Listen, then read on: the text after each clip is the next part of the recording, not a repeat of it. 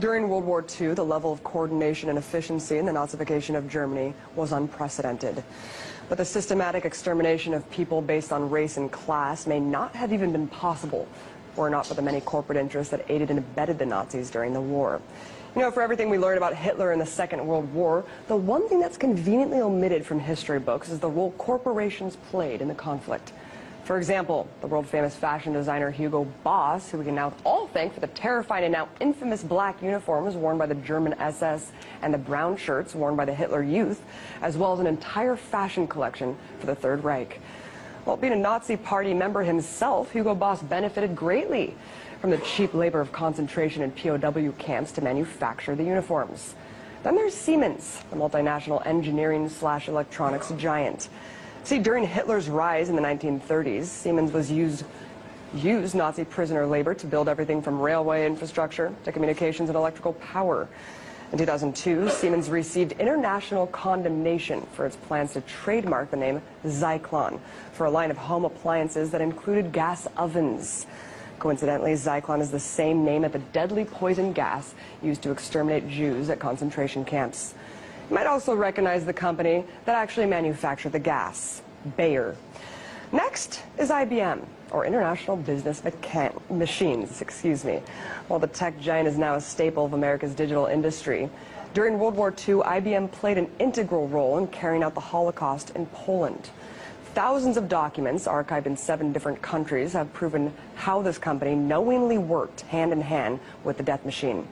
See, IBM produced punch cards for the Nazis, better known as Hollerith tabulators, which were the precursor to the IBM computer. And according to researcher Edwin Black, the Hollerith was used to keep records and statistics of the death camps. For example, calculating the rate of deaths per square kilometer of railway due to starvation. But despite the evidence of the company's sordid past and requests for a formal apology, IBM has kept silent on the matter. And then there's Chase Bank, now JP Morgan Chase. And while we don't need any more reasons to distrust this financial behemoth, between 1936 and 1941, Chase, along with a few other U.S. banks, helped Germany with currency exchange. Unclassified documents from the U.S. Department of Treasury point to a disturbingly close working relationship between Chase and German authorities.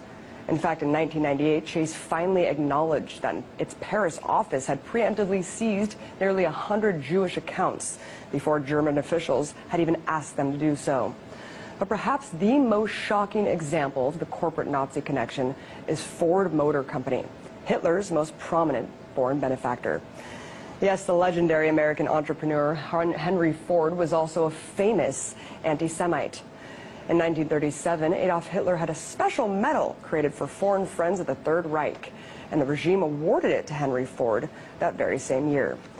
This might explain why Ford opened an assembly plant in Berlin in 1938 just before the war, which according to U.S. Army intelligence produced vehicles designed for troop transport. But these are only a few examples of the handful of corporations that ensured the success of the Holocaust. And thankfully, Hugo Boss and Siemens have set up a compensation fund for the victims of Nazi Germany. But look, while we learn a limited scope of how the Holocaust happened and why, we must acknowledge the role corporations played in these unimaginable horrors. Only then can we begin to hold accountable the many corporations that continue to profit from war and genocide today.